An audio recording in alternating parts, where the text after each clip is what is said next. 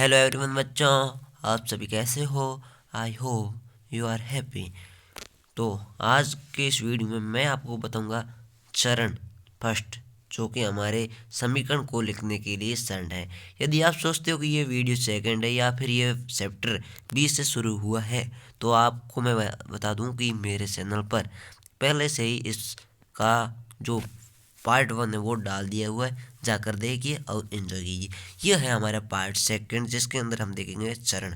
तो इसका हम करते हैं वीडियो को स्टार्ट। तो इसके अंदर देखते हैं चरण फर्स्ट दे रखा है कि रासायनिक समीकरणों को संतुलित करने के लिए सबसे पहले प्रत्येक सूत्र के चारों ओर एक बॉक्स बॉक्स बना लीजिए। समीकरण को संतुलित करते समय बॉक्स के अंदर कुछ भी परिवर्तन नहीं कीजिए।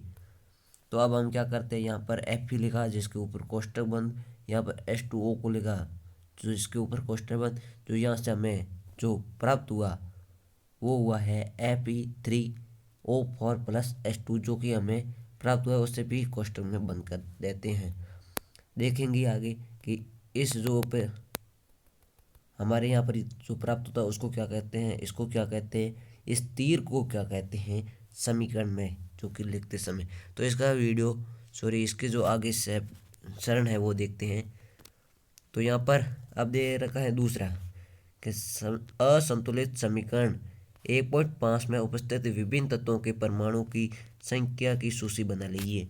तो अब यहाँ पर हम क्या देखते हैं कि अभिकारकों में परमाणु की संख्या जो कि यहाँ पर अभी हमें प्राप्त हुई है, इसकी जो कि दे रखी है, इसमें से हमें क्या करना। तो यहाँ पर अभिकारकों में परमाणुओं की संख्या और उत्पादों में परमाणुओं की संख्या एफ ई की, जो कि यहाँ पर आपको देख सकते हो अभिकारक हो गया। यहाँ पर कौन सी है अभिकारक, अभिकारक में एफ ई की संख्या है 1 और ये है हमारे उत्पाद। यहाँ पर एस हाइड्रोजन की है, यहाँ पर 2 संख्या और यहाँ पर भी 2 है, और यहाँ पर ऑक्सीजन की 1 और यहाँ पर है 4, और यहाँ पर जो हमारी एफ ई है उसकी है 3 इस तरफ, जो कि उत्पाद की तरफ है। अब देखते हैं तीसरा है आपके सुविधा के लिए सबसे अधिक परमाणु वाले यौगिक को पहले संतुलित कीजिए, चाहे वो अभिकारक हो या उत्पाद। उस यौगिक में सबसे अधिक परमाणु वाले तत्वों को चुनिए। इस आधार पर Fe3O4 और ऑक्सीजन तत्वों को चुनें। दाईं ओर ऑक्सीजन के चार परमाणु हैं, जबकि बाईं ओर केवल 1 ऑक्सीजन को संतुलित करने के लिए। अब आपको यहाँ पर संतुलित करना है ऑक्सीजन की परमाणु और अभिकारक और उत्पाद में। तो यहाँ पर प्रारंभ में उत्पाद में 1 ऑक्सीजन 1 इंटू H2O में, और यहाँ पर कितने से इंटू कर दिया, मतलब कि गुणा कर दिया 4 से, और संतुलित करने के लिए 1 इंटू 4 और 4, जो कि उत्पाद में कितने आ गए 4। और यहाँ पर जैसे कि 1 ऑक्सीजन है तो इसको किससे गुणा करेंगे 4 से। तो ये था हमारे ये याद रखना आवश्यक है कि परमाणु की संख्या को बराबर करने के लिए हम अभिक्रिया में शामिल तत्वों तथा यौगिकों के सूत्रों को नहीं बदल सकते। जैसे कि ऑक्सीजन परमाणु की संतुलित करने के लिए 4 गुणांक लगातार H2 लिख सकते हैं, लेकिन H2O4 या H2O इस प्रकार से नहीं लिख सकते हैं। आंशिक रूप से संतुलित अब हम इस प्रकार का नहीं, मतलब कि इसका कहने का मतलब है कि जैसे कि H2, दोबारा समझाता हूँ मैं, H2 लिखा हमने और O लिखा, इसका कहने का मतलब है कि इसके पीछे नहीं लगा सकते चार, या तो इसके हम पीछे नहीं लगाएंगे, आगे लगाएंगे, या फिर कोष्टक बंद कर दीजिए, या फिर कोष्टक बंद करने की कोई ज़रूरत नहीं है। कुछ इस प्रकार से लिखना है। जैसे कि यहाँ पर अब हमें एफ ई जो कि उत्पाद में है कितने 4 और अभिकारक में कितने 2। तो अब यहाँ पर हम क्या करेंगे, जैसे कि यहाँ पर 4 है तो यहाँ पर संतुलित करेंगे तो क्या करेंगे 2 है तो यहाँ पर आगे 2 लगाएंगे, ना कि इसके 4 करेंगे, ऐसे नहीं होगा। तो ये आपको बात समझ में आ गई। और यहाँ पर दे भी रखा है एफ ई और 4H2O बराबर Fe3O4 प्लस H2O। तो यहाँ पर संतुलित हो गया। ऑक्सीजन 4 यहाँ पर 1 थी और 4 से गुणा कर दिया तो कितनी हो गई 4। अब आप सोचोगे कि यहाँ पर इसको गुणा किया तो हो गई 4। अब हाइड्रोजन यहाँ पर कितनी 2, 2 और 4 को गुणा किया तो कितने हो गई 8, और यहाँ पर 2 है तो वो भी आगे हम समीकरण को संतुलित करेंगे, जबकि यहाँ पर पूरा संतुलित नहीं किया गया है इन्होंने। और आगे देखते हैं कि Fe तथा S परमाणु अभी भी संतुलित नहीं, देखो यहाँ पर चौथे चरण में दे रखा है कि Fe तो यहाँ पर कितने हैं 1, और यहाँ पर कितने 3, और यहाँ पर हाइड्रोजन कितने 8, और यहाँ पर कितने 2। तो यहाँ पर इस प्रकार से हमें संतुलित करना है। इनमें से किसी एक तत्व को चुनकर आगे बढ़ते हैं। अब हम आंशिक रूप से संतुलित समीकरण में हाइड्रोजन परमाणु को संतुलित करें। तो अब हमारे क्या होगा, हाइड्रोजन को संतुलित करते हैं। हाइड्रोजन परमाणु को बराबर करने के लिए दाईं और हाइड्रोजन अणुओं की संख्या को 4 करके देखते हैं। तो अब यहाँ पर हमें किसके करते हैं, हाइड्रोजन संख्या के दाईं और 4 करके देखते हैं। तो हमारे पास क्या होता है, हाइड्रोजन के परमाणु अभिकारक और उत्पाद में। तो यहाँ पर कितने थे 4 तो थे 4s2 प्रारंभ में, और यहाँ पर जो हमें प्राप्त हुआ वो कितने था s2 में। तो अब यहाँ पर हमें अभिकारक संतुलित करते हैं। तो यहाँ पर कितना हो गया 8, और यहाँ पर 2 × 4 जो कि कितना हो गया 8। यहाँ पर आपको समझ में नहीं आएगा तो मैं आगे आपको बता देता हूँ समीकरण के द्वारा, क्योंकि यहाँ पर सारणी के द्वारा दे रखा है, आप लोगों को समझ में नहीं आएगा। अब देखते हैं समीकरण अब इस प्रकार होगा Fe, और Fe तो यहाँ पर कोई परिवर्तन नहीं किया गया है। अब देखते हैं S2 और S2। अब यहाँ पर कितने हो गए 8 थे, मैंने कहा कि इसे गुणा करेंगे, मतलब कि 4 × 2 जो कि दे रखा है नीचे। तो यहाँ पर हाइड्रोजन हो गए 8, और यहाँ पर कितने थे 2, 2 और 4 से गुणा किए तो 8। अब हाइड्रोजन हो गया संतुलित। ये था हमारा संतुलित करने का दूसरा चरण। अब देखते हैं 500 कैसा क्या दे रखा है कि ऊपर दिए गए समीकरण को जांच कीजिए तथा तीसरे तत्व चुन लीजिए जो अब तक संतुलित नहीं। तो अब आपको यहाँ पर कौन सा ऑक्सीजन संतुलित, हाइड्रोजन संतुलित, अब बचता है यहाँ पर Fe। तो यहाँ पर अब आप पाएंगे कि केवल लोहा ही एक तत्व है जिसे संतुलित करना शेष, मतलब कि Fe लोहा, इसको अब संतुलित करना एक बाकी है। ऑक्सीजन को कर दिया, हाइड्रोजन को संतुलित कर दिया।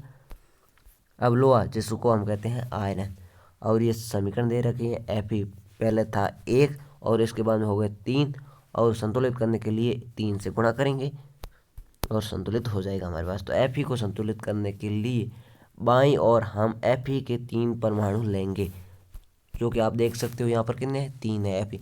तो यहाँ पर 3 करने के लिए क्या करेंगे, 3 से गुणा करेंगे। तो कितने हो गए हैं Fe 3, मतलब कि लोहा 3 हो गया, यहाँ पर भी लोहा 3, यहाँ पर हाइड्रोजन 8, यहाँ पर हाइड्रोजन 8, और Fe हो गया, सॉरी ऑक्सीजन हो गया यहाँ पर 4, और यहाँ पर भी 4 3। अब छठा चरण है कि अंत में इस संतुलित समीकरण को जांच करने के लिए हम समीकरण के दोनों ओर के तत्वों की परमाणु संख्या को परिकलन करेंगे, मतलब कि जिसमें हमें परमाणु जो कि परमाणु की संख्या है उसको हम क्या करेंगे, परिकलन करेंगे। कि समीकरण 1.9 जो कि समीकरण यह है कि दोनों ओर के तत्वों के परमाणु की संख्या बराबर है, अतः यह समीकरण अब संतुलित है। Fe कितना यहाँ पर 3, Fe 3, यहाँ पर हाइड्रोजन 8, ऑक्सीजन 1 और 4 से गुणा किया तो 4, और यहाँ पर भी ऑक्सीजन 4। तो रासायनिक समीकरण को संतुलित करने की इस विधि को हेट एंड ट्रायल विधि कहते हैं। इस विधि को क्या कहते हैं, हेट एंड ट्रायल, देख सकते हो हेट एंड ट्रायल विधि कहते हैं, क्योंकि सबसे छोटी संख्या के गुणांक का उपयोग करके समीकरण को संतुलित करने का प्रयत्न करते हैं। यहाँ पर मतलब कि सबसे छोटी संख्या लगी, यहाँ पर पहले 1 का ट्राई किया नहीं हुआ संतुलित, 2 का किया नहीं, 3 का किया नहीं, ऐसा नहीं कि यहाँ पर 4 से संतुलित होता है और हमने कर दिया 8, तो यह विधि सही नहीं है। अब हमारा सातवां चरण है कि भौतिक अवस्थाओं के संकेत लिखना। अब भौतिक अवस्था है उसका संकेत लिखना। ऊपर लिखे संतुलित समीकरण की सावधानी से जांच कीजिए, क्या इस समीकरण में हमें अभिकारक तथा उत्पाद की भौतिक अवस्था के बारे में भी ज्ञान होता है। इस समीकरण की उनकी मतलब कि यहाँ पर जो हमको भौतिक अवस्था है उसका संकेत बताना है या फिर लिखना है। तो अब हम यहाँ से जो हमारा मेन टॉपिक वो शुरू होता है, रासायनिक समीकरण को अधिक सूचनापूर्ण बनाने के लिए अभिकारक तथा उत्पाद के रासायनिक सूत्र के साथ उनकी भौतिक अवस्था को भी दर्शाया जाता है। अभिकारकों तथा उत्पादों के गैस, द्रव, जलीय तथा ठोस अवस्था को क्रमांक। यहाँ पर आपको गैस कैसे प्रदर्शित करोगे? गैस को करोगे आप यहाँ पर जी से, और द्रव को आई से, जलीय लिक्विड से, और ठोस से सॉलिड से। तो इस प्रकार से आप दर्शाया जाता है। अभिकारक या उत्पाद जब जल के घोल के रूप में उपस्थित होते हैं तब हम लिक्विड कहते हैं। देख सकते हैं अभिकारक तथा उत्पाद, जब अभिकारक और उत्पाद दोनों जल में घोले हुए हो तब उसको क्या कहते हैं? लिक्विड। अब संतुलित समीकरण 1 पॉइंट इस प्रकार से होगा 1.9, जो कि आप देख सकते हो Fe3, जो कि यहाँ पर Fe क्या है? लोहा, सॉलिड है, ठोस है, द्रव है, लिक्विड है। तो यहाँ पर सॉलिड हो गया। यहाँ पर H2O ये जल है, तो यहाँ पर G हो गया जो कि द्रव है। यहाँ पर C द्रव यह है या गैस। यहाँ पर H2O यहाँ पर इन्होंने बताया है G। Fe3SO4 यहाँ पर S सॉलिड और H2O जो कि है G गैस है।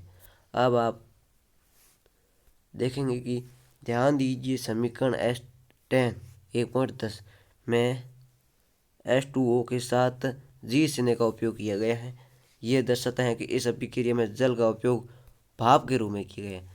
मैंने सोचा कि यहाँ पर G जल होना चाहिए, जिसके लिए L यहाँ पर प्रयोग में दे रखा है, जब यहाँ पर G इसलिए किया गया है क्योंकि यह जो अभिक्रिया संतुलित है, समीकरण है, वो इसमें यहाँ पर किसका उपयोग लिया गया? भाप के रूप में।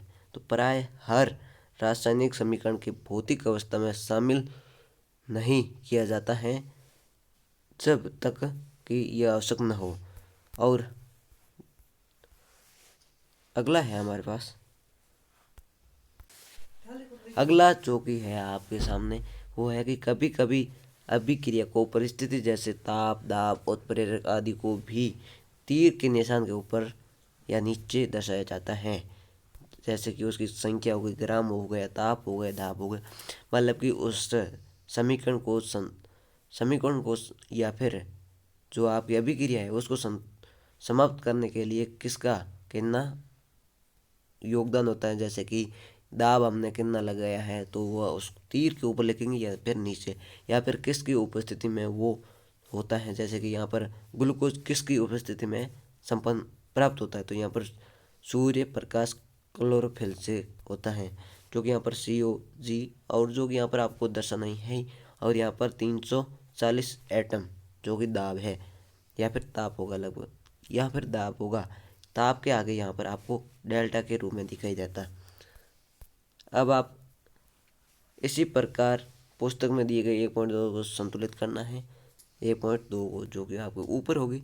यह था आज के हमारे चरण, मतलब कि रासायनिक अभिक्रिया को लिखने, संतुलित करने के चरण थे। और या फिर ये भी कह सकते हो तीर के ऊपर क्या लिखा जाता है या नीचे क्या लिखा जाता है। तो अगले वीडियो में हम जानेंगे हमारे रासायनिक अभिक्रियाओं के प्रकार। तो अगले वीडियो का इंतज़ार करते रहिए, या फिर आप जब तक वीडियो देखोगे तब तक वीडियो आ जाएगा। तो यदि वीडियो अच्छा लगा तो वीडियो को शेयर करें और चैनल को सब्सक्राइब कर दें। फिर मिलेंगे नए वीडियो में, तब तक के लिए जय हिंद, जय भारत।